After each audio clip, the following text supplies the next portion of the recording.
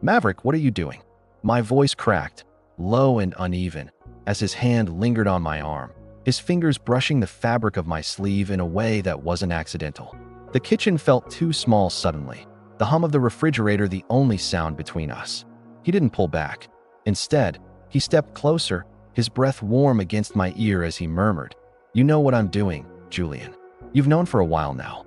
I froze, my heart pounding so loud I was sure he could hear it. My mind scrambled for something, anything, to say, but all I could think about was the way his touch made my skin tingle, how his closeness sent a shiver down my spine. This wasn't supposed to happen. This wasn't supposed to happen. But it had been building for weeks, hadn't it? Little moments, stolen glances, the way he'd linger in doorways like he was waiting for something. I told myself it was nothing, that I was imagining things. But now, standing here with his hand still on my arm, I couldn't pretend anymore. It started small, almost imperceptible. Maverick had always been the more confident one, the one who could walk into a room and own it without even trying. I, on the other hand, preferred to stay in the background, quiet and unobtrusive. We were different in so many ways, but there was always something between us, a tension I couldn't quite name. The first time I noticed it was late one evening, just the two of us in the living room. Maverick had been scrolling through his phone, and I was flipping through a book I'd already read twice. Out of nowhere, he'd looked up and said, "You're quiet tonight." I'd shrugged, not meeting his eyes. Just tired. He'd studied me for a moment, his gaze intense, like he was trying to read my thoughts. Then he'd leaned forward, resting his elbows on his knees. "You know you can talk to me, right? About anything." There was something in his tone, a softness I wasn't used to hearing from him. It caught me off guard, made my chest tighten in a way I didn't understand. "I know," I'd mumbled, turning back to my book. But he hadn't let it go. He'd reached out, his fingers brushing against my wrist as he gently took the book from my hands. "Julian," he'd said, his voice low, "I mean it." I'd looked up then, and the intensity in his eyes had taken my breath away. For a moment, it felt like the air between us had shifted, like something unspoken had been laid bare. But then he'd leaned back, breaking the spell, and I'd convinced myself I'd imagined it. Except I hadn't, because it kept happening. He'd find ways to be near me, his hand brushing mine as he passed me a cup of coffee, his shoulder pressing against mine when we sat on the couch. And each time, that same electric jolt would run through me, leaving me confused and flustered. One night, we ended up in the kitchen together, both of us unable to sleep. He'd leaned against the counter, his arms crossed, watching me as I made tea. "Why do you always do that?" he'd asked suddenly. I'd glanced at him, wondering if I'd missed something. "Do what? Act like you're not worth the attention," he'd said, his voice soft but firm.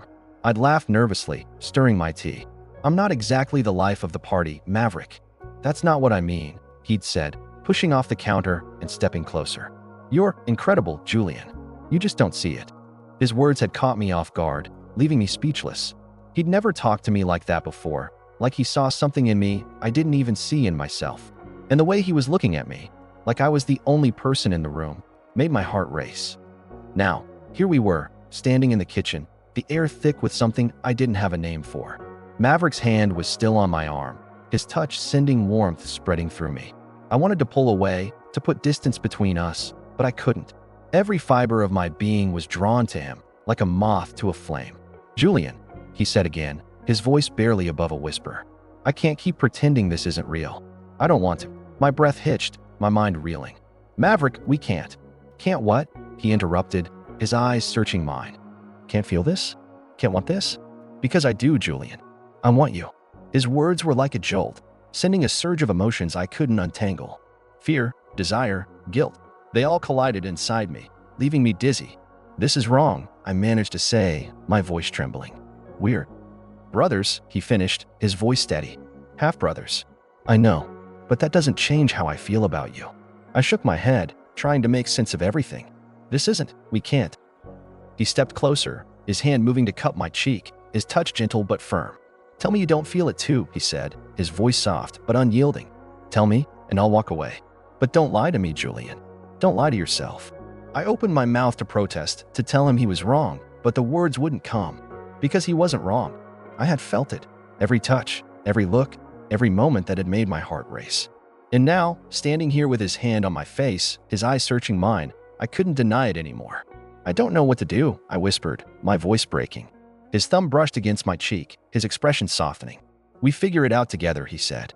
"One step at a time." I stared at him, my mind racing. This was uncharted territory, dangerous and forbidden.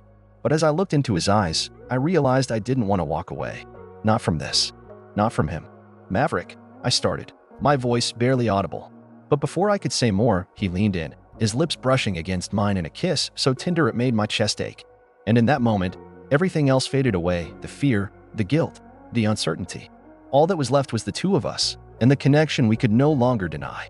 The morning light filtered through the blinds, casting soft stripes across the kitchen floor. I stood at the counter, my hands gripping the edge as if it could steady the whirlwind in my mind. The kiss lingered on my lips like a whisper I couldn't shake, a secret too heavy to carry alone. Maverick had left shortly after, his footsteps fading down the hall, leaving me alone with the weight of what had just happened. I tried to focus on the mundane, the coffee brewing, the hum of the refrigerator, but my thoughts kept circling back to him. Him. Maverick. My half-brother. The man who had just turned my world upside down with a single touch, a single confession. My chest tightened, and I let out a shaky breath, running a hand through my hair. "Morning," Maverick's voice came from behind me, low and warm, pulling me from my thoughts. I turned, my heart skipping a beat at the sight of him. He leaned against the doorway, his shirt slightly rumpled, his hair messy from sleep. His eyes met mine, and there was something in that gaze, something that made my stomach twist in a way I couldn't quite name. "Morning," I replied, my voice barely above a whisper.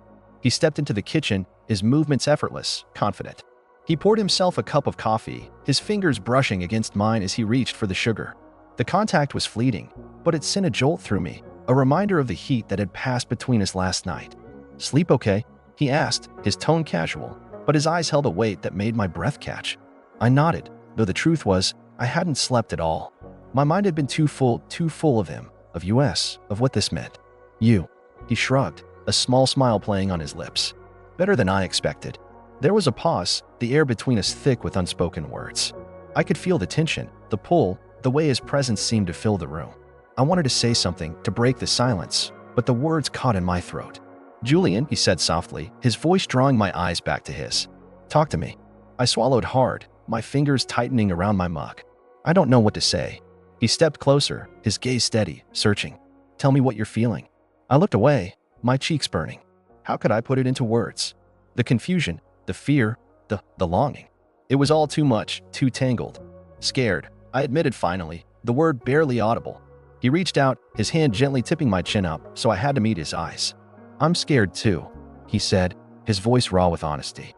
"But I'm not walking away from this. Not from you." His words sent a shiver down my spine, a mix of fear and something else, something that made my chest ache. "Maverick, this," I started, but he cut me off.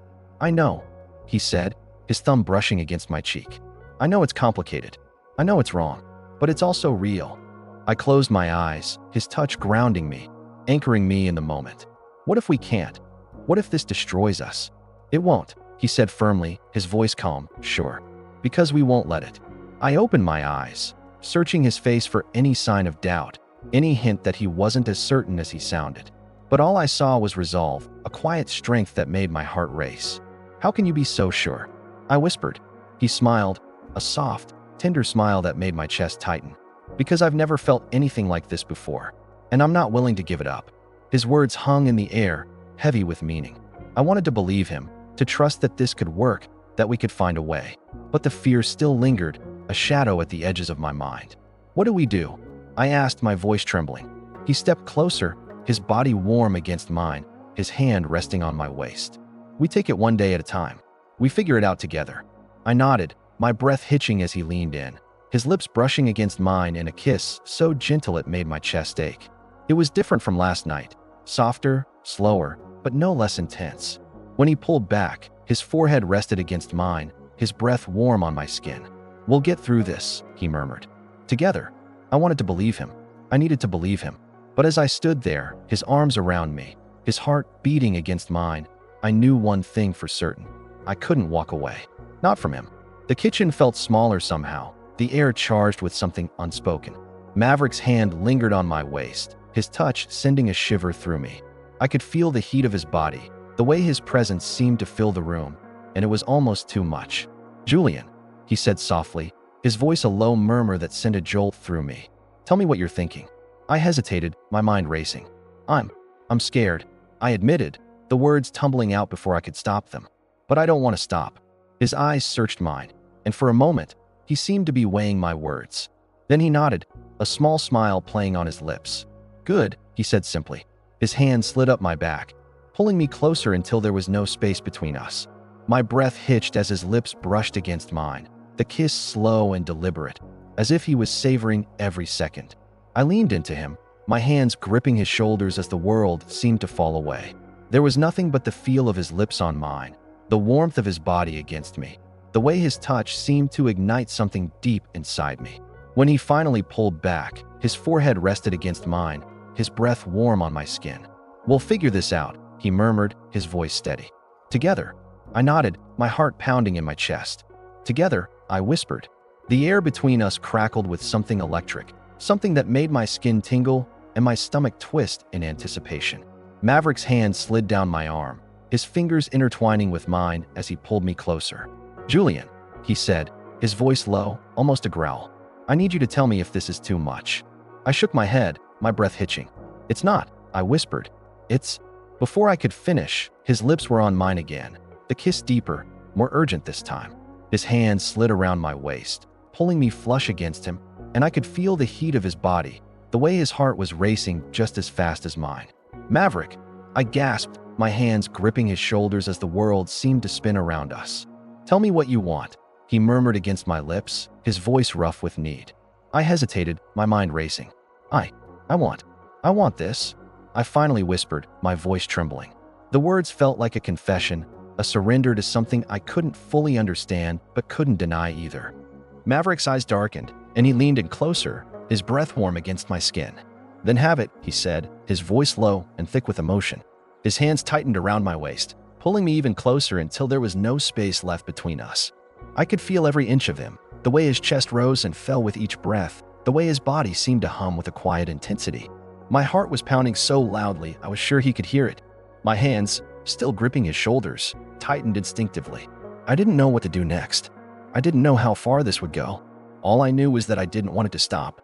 Maverick's lips brushed against mine again, this time softer, slower. It was as if he was savoring the moment, letting the tension build between us. His hands moved up my back, tracing the curve of my spine, sending shivers through me. I could feel the heat pooling low in my stomach, a warmth that was both unfamiliar and intoxicating. "Julian," he murmured against my lips, his voice barely above a whisper. "You have no idea how long I've wanted this." His words sent a jolt through me, a mix of fear and exhilaration. This wasn't just a fleeting moment for him. This was something he'd thought about, something he'd wanted for a long time. I pulled back slightly, my breath coming in short, uneven gasps. "Maverick," I started, my voice shaky. This isn't just a moment for you, is it?" He looked at me, his gaze steady and unflinching. "No," he said simply. "It's not." The admission hung in the air between us, heavy and undeniable. I could feel the weight of it pressing down on me, making it hard to breathe. This wasn't just curiosity or experimentation for him. This was something deeper, something that went beyond the boundaries of what we were supposed to be. I swallowed hard, my mind racing. "I don't know if I can." I trailed off, not sure how to finish the sentence. "You don't have to know," he said, his voice gentle but firm. "Just feel. Just let yourself feel what you're feeling right now." His hands cupped my face, his thumbs brushing lightly over my cheeks. His touch was so tender, so reassuring, that it made my chest ache. I could feel the uncertainty in me beginning to crack, giving way to something raw and unfiltered. "I'm scared," I admitted, my voice barely audible. "I know," he said, his eyes softening. "I'm scared too. But we don't have to figure it all out right now. We can take it one step at a time." His words were a balm to the chaos in my mind. He wasn't pushing, wasn't demanding. He was giving me the space to breathe, to process, to decide. And in that moment, I realized how much I trusted him. I leaned forward, pressing my forehead against his. "Okay," I whispered, "one step at a time." His lips curved into a small smile, and he kissed me again, light and fleeting. It felt like a promise, a reassurance that we were in this together, no matter how complicated it might be. As the kiss deepened, I let myself sink into the moment, letting go of the doubts and fears that had been swirling in my mind. His hands moved down to my hips, his fingers digging into my skin with a possessiveness that sent a thrill through me. I could feel the tension between us building, a taut wire ready to snap. "Maverick," I gasped, my hands tangling in his hair. "What do you want, Julian?" he asked, his voice rough and demanding. I hesitated for a moment, then whispered, "More." The word was barely out of my mouth before he was pulling me closer, his hands sliding under my shirt and exploring the bare skin of my back. His touch was electric, sending waves of heat through me. I could feel my body responding to him, craving more of his touch, more of him. He broke the kiss, his lips trailing down my jawline and onto my neck. His teeth grazed my skin, and I gasped, my hands gripping his shoulders tightly. "Maverick," I whispered, my voice trembling. "Tell me to stop," he murmured against my skin, his breath hot and sending shivers down my spine. I didn't. Instead, I arched into him, my body moving on its own, driven by a need I couldn't control. His hands roamed over my body, exploring every inch of me with a hunger that matched my own. I could feel the heat between us building, a fire that threatened to consume us both. He pulled back slightly, his eyes searching mine. "Are you sure?" he asked, his voice husky but filled with concern. I nodded, my breath coming in short, uneven gasps. "I'm sure." His lips crashed into mine again, this time with a fierceness that left me breathless. His hands moved to the hem of my shirt, and he started to pull it off, but I stopped him, my hands gripping his wrists. "Wait," I said, my voice shaky. He froze, his eyes filled with concern and a hint of fear. "Julian." I swallowed hard, my heart pounding in my chest. I need to know that this isn't just about." I trailed off, not sure how to finish the sentence. He cupped my face in his hands, his gaze steady and intense. "Julian, this isn't just about curiosity or experimentation for me. This is about you. It's always been about you." His words sent a jolt through me, a mix of relief and fear. This wasn't just a passing thing for him. This was something real, something that had been building between us for a long time. I took a deep breath, my hands still gripping his wrists. "Okay," I whispered. He leaned in, his lips brushing against mine. "Okay," he murmured, his voice filled with a quiet intensity. As he started to pull my shirt off again, I stopped him once more. "Maverick," I said, my voice trembling. He paused, his eyes filled with concern. "What is it?" I looked into his eyes, my heart pounding in my chest. "Are you sure you want this?" He smiled softly, his hands moving to cup my face. "Julian, I've never been more sure of anything in my life." His words were a balm to the chaos in my mind, and I nodded, letting go of the doubts and fears that had been holding me back. As he pulled my shirt off and tossed it aside, I could feel the heat between us building, a fire that threatened to consume us both. His hands roamed over my bare skin, exploring every inch of me with a hunger that matched my own. "Maverick," I whispered, my hands tangling in his hair. "What do you want, Julian?" he asked, his voice rough and demanding. I hesitated for a moment, then whispered, "You." The word was barely out of my mouth before he was pulling me closer, his lips crashing into mine again with a fierceness that left me breathless. His hands moved to the waistband of my pants, and he started to unbutton them, but I stopped him, my hands gripping his wrists. "Wait," I said, my voice shaky. He froze, his eyes filled with concern and a hint of fear. "Julian." I swallowed hard, my heart pounding in my chest. I need to know that this isn't just about." I trailed off, not sure how to finish the sentence. He cupped my face in his hands, his gaze steady and intense. "Julian, this isn't just about curiosity or experimentation for me. This is about you. It's always been about you." His words sent a jolt through me, a mix of relief and fear. This wasn't just a passing thing for him. This was something real, something that had been building between us for a long time. I took a deep breath, my hands still gripping his wrists. "Okay," I whispered. He leaned in, his lips brushing against mine. "Okay," he murmured, his voice filled with a quiet intensity. As he started to pull my shirt off again, I stopped him once more. "Maverick," I said, my voice trembling. He paused, his eyes filled with concern. "What is it?" I looked into his eyes, my heart pounding in my chest. "Are you sure you want this?" He smiled softly, his hands moving to cup my face. "Julian, I've never been more sure of anything in my life." His words were a balm to the chaos in my mind, and I nodded, letting go of the doubts and fears that had been holding me back. As he pulled my shirt off and tossed it aside, I could feel the heat between us building, a fire that threatened to consume us both. His hands roamed over my bare skin, exploring every inch of me with a hunger that matched my own. "Maverick," I whispered, my hands tangling in his hair. "What do you want, Julian?" he asked, his voice rough and demanding. I hesitated for a moment, then whispered, "You." The word was barely out of my mouth before he was pulling me closer, his lips crashing into mine again with a fierceness that left me breathless. His hands moved to the waistband of my pants, and he started to unbutton them, but I stopped him, my hands gripping his wrists. "Wait," I said, my voice shaky. He froze, his eyes filled with concern. "Julian." I swallowed hard, my heart pounding. I need to see you too." His eyes softened, and he nodded, his hands moving to the hem of his own shirt. He pulled it off slowly, revealing the planes of his chest and the way his muscles moved beneath his skin. My breath caught in my throat as I took him in, the reality of this moment hitting me like a wave. "Maverick," I whispered, my voice barely audible. He stepped closer, his hands cupping my face again. "Julian," he murmured, his thumbs brushing over my cheeks. "Tell me what you're feeling." I hesitated, my eyes searching his. "I'm scared," I admitted. "I know," he said, his voice soft. "But I'm here. I'm not going anywhere." His words were a lifeline, grounding me in the moment. I nodded, my hands moving to his chest, feeling the warmth of his skin beneath my fingertips. "Tell me what you want," he urged, his voice low and rough. "I want you," I whispered, my voice trembling. "All of you." His eyes darkened, and he leaned in, his lips brushing against mine. "Then take it," he murmured. "Take what you need." His hands moved to the waistband of my pants again, and this time, I didn't stop him. As he slowly unbuttoned them and slid them down my legs, I could feel the heat between us building, a fire that threatened to consume us both. "Maverick," I gasped, my hands gripping his shoulders. "I've got you," he murmured, his lips trailing down